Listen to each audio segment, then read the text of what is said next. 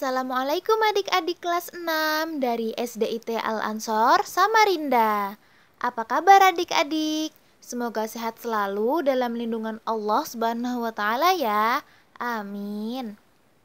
Perkenalkan, nama saya Evi Ina Nastain. Saya mahasiswa kampus mengajar yang akan mengabdi di SDIT Al-Ansor Samarinda selama 1 semester. Di sini saya membantu Ustazah Salasiah dalam pembelajaran adik-adik kelas 6. Kali ini kita akan belajar tematik, tema 1, subtema 3, pembelajaran yang ketiga. Sebelum belajar, kita berdoa dulu ya adik-adik. Berdoa, mulai.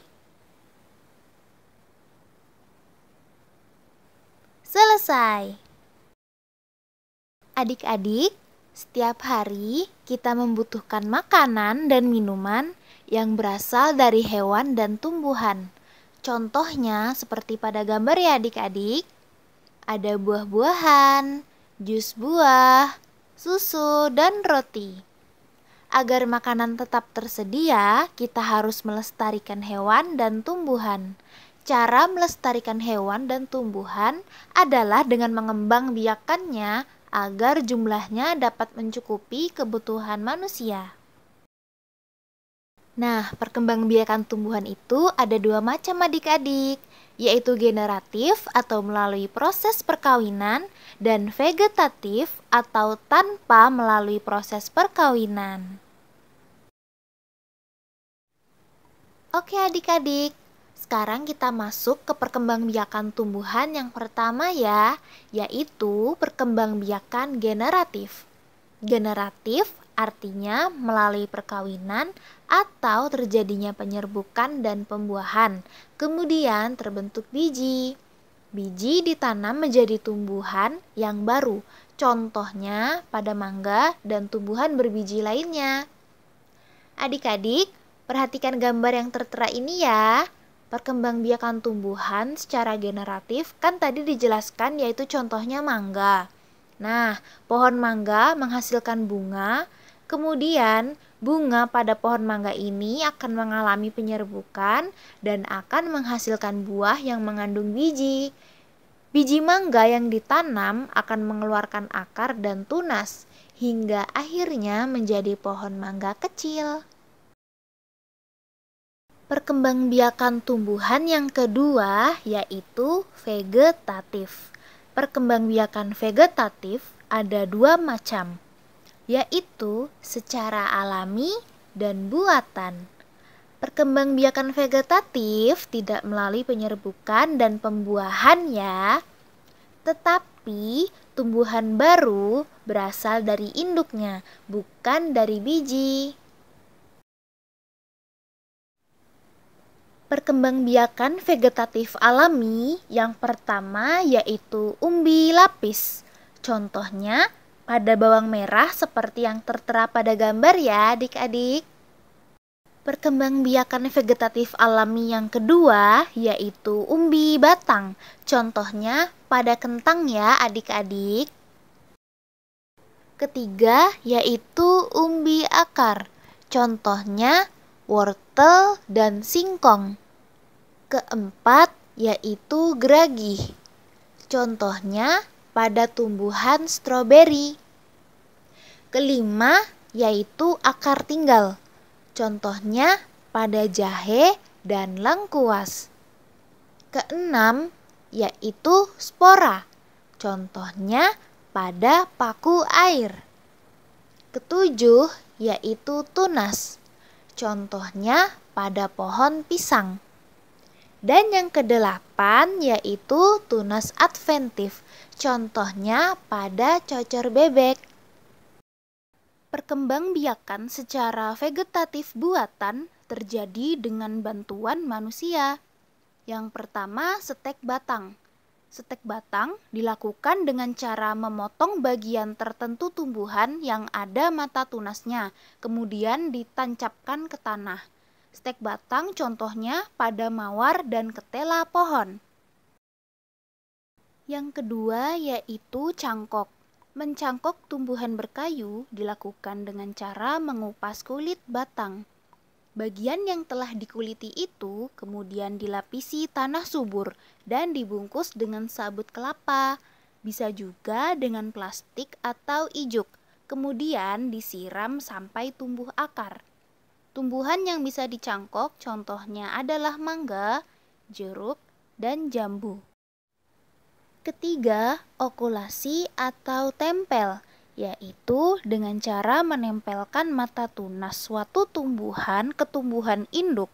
Tujuannya untuk mendapatkan sifat-sifat baik dari dua tumbuhan. Yang keempat, enten atau sambung. Dilakukan dengan cara menyambung dua batang tumbuhan dari jenis yang sama, tetapi dengan keunggulan yang berbeda. Hal ini dilakukan pada tumbuhan mangga, jambu, dan rambutan. Yang kelima yaitu merunduk. Jenis tumbuhan yang bisa dikembangbiakkan dengan cara ini yaitu mawar pagar, melati, dan apel. Caranya, batang tumbuhan dikerat sedikit, kemudian dilengkungkan atau dirundukkan ke tanah, kemudian ditimbun tanah sampai tumbuh akar. Adik-adik kelas 6, sekarang yuk kita tes kemampuan kita. Saya akan menyajikan beberapa pertanyaan terkait materi. Adik-adik silahkan menjawab ya, jangan takut salah. Yuk kita mulai. Soal pertama. Perkembangbiakan pada tumbuhan dibagi menjadi A. Alami dan buatan, B. Vegetatif dan generatif. Oke, bagi adik-adik yang menjawab B. Vegetatif dan generatif, jawabannya benar. Soal kedua.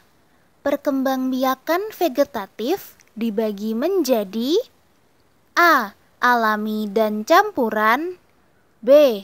Alami dan buatan, C. Buatan dan campuran.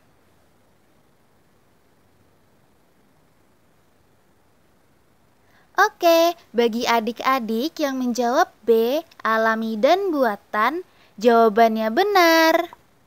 Soal ketiga. Perkembangbiakan generatif diawali dengan A. Penyerbukan, B. Penempelan, C. Pencangkokan.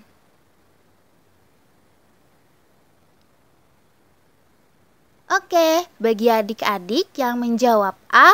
Penyerbukan, jawabannya benar. Soal keempat. Contoh perkembangbiakan vegetatif alami yaitu A. Okulasi atau tempel, B. Enten atau sambung, C. Spora. Oke, bagi adik-adik yang menjawab C. Spora, jawabannya benar. Soal kelima. Contoh perkembangbiakan vegetatif buatan yaitu A. Merunduk, B. Geragih, C. Tunas. Oke, bagi adik-adik yang menjawab A. Merunduk, jawabannya benar. Adik-adik, alhamdulillah kita telah menyelesaikan pembelajaran tentang perkembangbiakan tumbuhan. Semoga ilmu yang adik-adik dapatkan bisa bermanfaat. Sebelum kita menyelesaikan pembelajaran ini, jangan lupa berdoa ya adik-adik. Berdoa, mulai.